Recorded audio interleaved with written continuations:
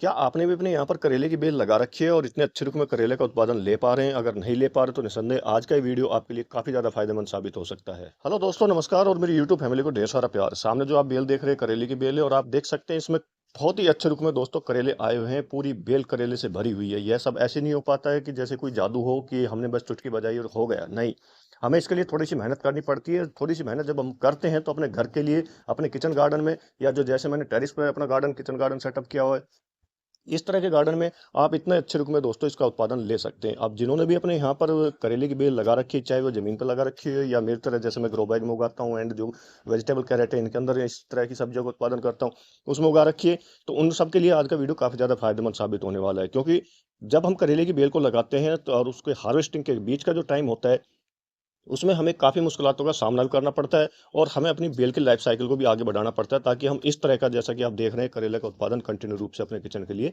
ले सकें। अमूमन क्या होता है कि हम करेले के सीड्स को लगा तो लेते हैं, उसको जर्मिनेट तो कर लेते हैं, लेकिन कई बार देखा जाता है कि मैक्सिमम टाइम वो ग्रोथ नहीं कर पाता। थोड़ा-सा बीज निकलेगा, जर्मिनेट होता है, थोड़ा-सा आगे बढ़ता है।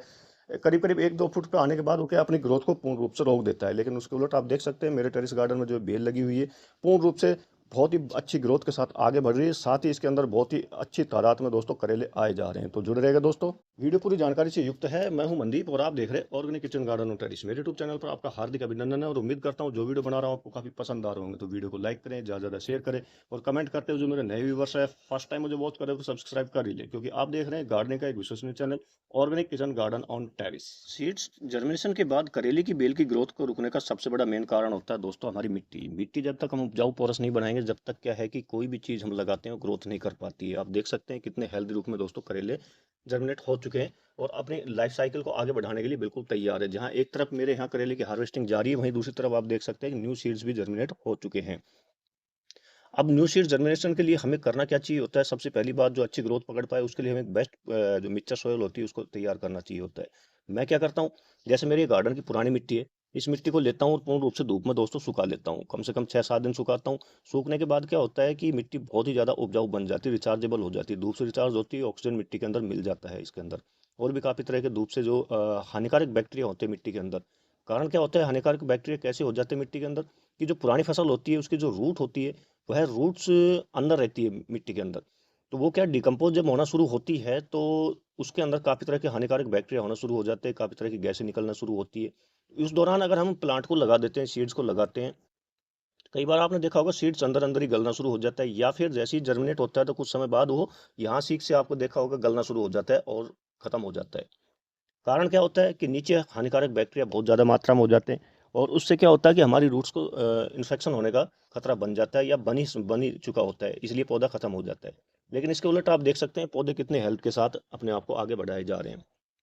सेकंड क्या है दोस्तों, जब पूर्ण रूप से सूख जाती है, धूप से रिचार्ज हो जाती है, मिट्टी में ऑक्सीजन मिल जाता है, मैं क्या करता हूँ, उस 50% मिट्टी को अलग कर लेता हूँ। 50% बाकी बची मिट्टी के अंदर 30% फुली डिकम्पोज जो काव डंक होता है उसका इस्तेमाल करता हूँ, या आप चाहे तो 30% वर्मी कंपोस्ट मिला सकते हैं। दोनों में एक ही चीज़ होती है, क्योंकि वर्मी कंपोस्ट हो या फुली डिकम्पोज काव डंक हो, दोनों के अंदर अच्छी मात्रा में नाइट्रोजन हो जाता है, फास्फोरस हो जाता है, पोटेशियम हो जाता है। जो काव डंक होता है इसके अंदर थोड़ी और मिल जाती है, क्या क्या चीज़ें मिल जाती है हमें, जैसे मैग्नीशियम हो गया, सल्फर हो गया, आयरन हो गया, जस्ता होगा, इस तरह की चीज़ें मिल जाती है जो हमारे प्लांट की ग्रोथ के लिए बहुत ज़्यादा जरूरी होती है। तो 30% इन दोनों में से मैं एक चीज़ मिलाता हूँ। अगर मैंने काव डंक मिलाया है तो फिर 10% के रेशो के अंदर मैं और अलग से चीज़ मिलाता हूँ। क्या क्या होता है उसमें, लीफ कंपोस्ट होता है, वर्मी कंपोस्ट होता है, भुजा हुआ चूना होता है, गैरू मुल्तानी मिट्टी हो जाती है। इसी के साथ में खनिज जैसे हो गए, जिप्सम हो गए, इस तरह की चीज़ें मिलाता हूँ 10% के रेशो में। और अंत में जो 10% का रेशो में मिलाता हूँ स्टोन डस्ट या फिर जो रिवर सैंड होती है उसका, वो मिलाना इसलिए ज़रूरी होता है कि जब हमारे प्लांट की रूट आगे बढ़ती है, नीचे अंदर फैलना शुरू होती है, तो उतना ही तेज़ी से पौधा क्या ग्रोथ करना शुरू करता है। अब रूट तेज़ी से कैसे बढ़ेगी, कि हमारी मिट्टी टाइट नहीं होगी। अगर क्यों, कारण क्या होता है कि जब मिट्टी में लगातार पानी डलना शुरू होता है तो क्या मिट्टी नीचे बैठना शुरू हो जाती है, टाइट होना शुरू हो जाती है। तो उस स्थिति के अंदर और उस स्थिति से बचने के लिए हमें, मैं क्या करता हूँ, जो रिवर सैंड या स्टोन डस्ट होता है उसको मिलाता हूँ। उससे क्या होता है कि मिट्टी के कण आपस में चिपक नहीं पाते, मिट्टी भुरभुरी बनी रहती है। मिट्टी भुरभुरी बनी रहेगी तो रूट्स क्या तेजी से फैलना शुरू होती है नीचे नीचे, और जब रूट तेजी से फैलना शुरू होगी तो पौधा क्या तेजी से अपनी ग्रोथ दिखाना शुरू करता है। अब जब करेले की बेल 35 से 40 दिन की होती है तो कुछ आपको ऐसे दिखाई देनी शुरू होती है। देखिए, इसमें एक्स्ट्रा ब्रांचें भी निकलना शुरू हो जाती है। ये देखिए काफ़ी अच्छी मात्रा में दोस्तों हर जगह ब्रांचें निकलना शुरू हो चुकी है। अब इस वक़्त इसको एक बेस्ट फर्टिलाइज़र चाहिए होता है ताकि ये अपनी ग्रोथ बढ़ा सके और समय पर फल-फूल लाने की अपनी क्षमता को दिखा सके। इस वक़्त मैं क्या करता हूँ, ऑर्गेनिक के रूप में मैं इसमें 2 चीज़ें डालूँगा दोस्तों, जिसमें पहली चीज़ है ये देखिए ये जो आपको सामने दिखाई दे रही है, ये काफ़ी हमारे पौधे के लिए काफ़ी पावरफुल चीज़ होती है। पौधे की बढ़वार के लिए जो-जो चीज़ चाहिए होती है, वो चीज़ सारी चीज़ें इसके अंदर समावेश होता है। जैसे नाइट्रोजन हो गया, पोटेशियम हो गया, फास्फोरस हो गया, मैग्नीशियम हो गया। जैसे तत्व होते हैं जो पौधों की ग्रोथ के लिए बहुत ज़रूरी होते हैं, पौधों को मजबूती देते हैं, जड़ों को मजबूती प्रदान करते हैं और पौधे को आगे ग्रोथ में बढ़ाते हैं। यह मिट्टी की जो जल निकासी की क्षमता होती है और संरचना होती है, उसको बेहतर बनाती है। साथ में नाइट्रोजन की जो अधिकता होती है, पौधे को घना और गहरा बनाती है। काफ़ी ज़्यादा पत्ती आती है, पत्ती आने के साथ-साथ आप देखते हैं कि ब्रांचें भी ज़्यादा निकलना शुरू हो जाती है।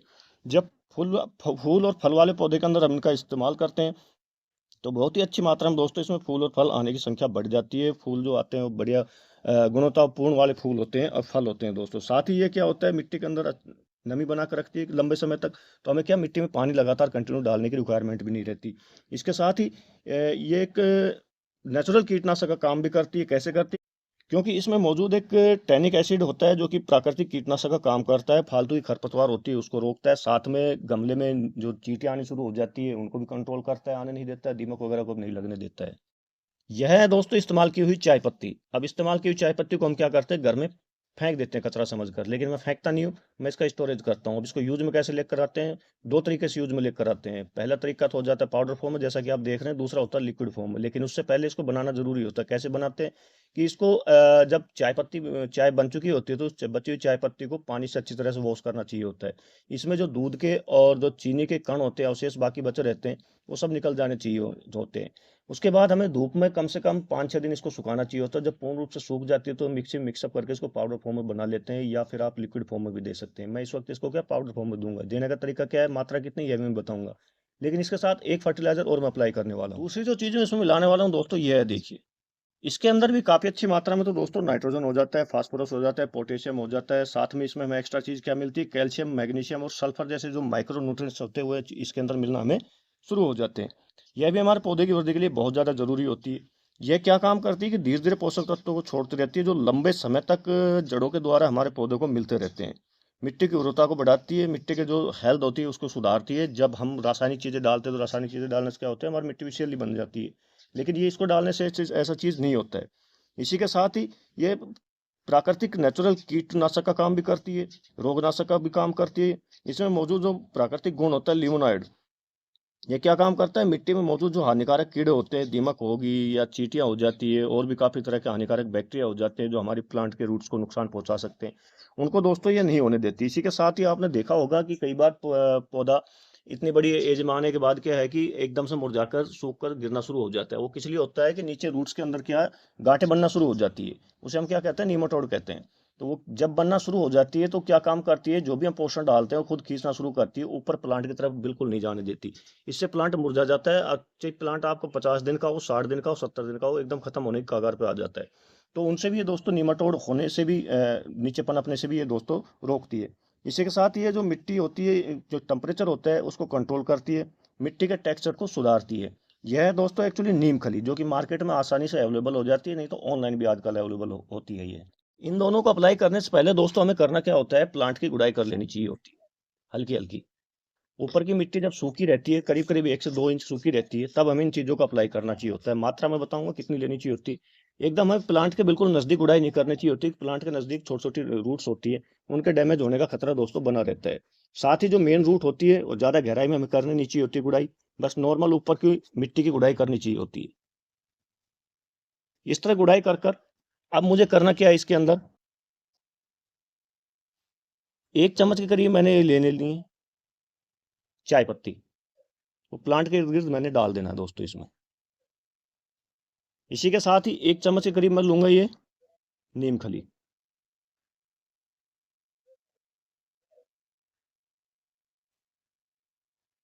अब इसको अच्छी तरह से मिट्टी में मिला देना है। अगर आपकी मिट्टी पूर्णतः सूखी है तो आपको पानी डालने की रिक्वायरमेंट रहेगी, क्योंकि जब तक ये पानी के संपर्क में नहीं आएंगे, नमी के संपर्क में नहीं आएंगे, तब तक ये काम अपना करना बिल्कुल भी शुरू नहीं करेंगे। इस तरह मेरी तरह अगर मिट्टी गीली है, क्योंकि बारिश का मौसम चल रहा है अभी, तो मिट्टी गीली रहती है अभी। फिर देख, अब आसमान में बादल छाए हुए हैं, फिर बारिश होने की संभावना है, तो मैं अभी इस वक्त पानी इसमें अप्लाई करूंगा नहीं। सही समय पर हम प्लांट पर इन ऑर्गेनिक चीज़ों का इस्तेमाल करते हैं तो हमें रिजल्ट कुछ दोस्तों ऐसा देखने को मिल सकता है। तो वीडियो कैसा लगा दोस्तों, कमेंट करके जरूर बताएगा। पसंद आने पर ज़्यादा ज़्यादा शेयर कीजिएगा, और जो मेरे नए व्यूवर्स है, फर्स्ट टाइम मुझे वॉच कर रहे हो, तो सब्सक्राइब कर ही लीजिएगा। मिलते हैं आपसे नेक्स्ट वीडियो में नई जानकारी के साथ, तब तक के लिए आप सबको जय हिंद जय भारत दोस्तों।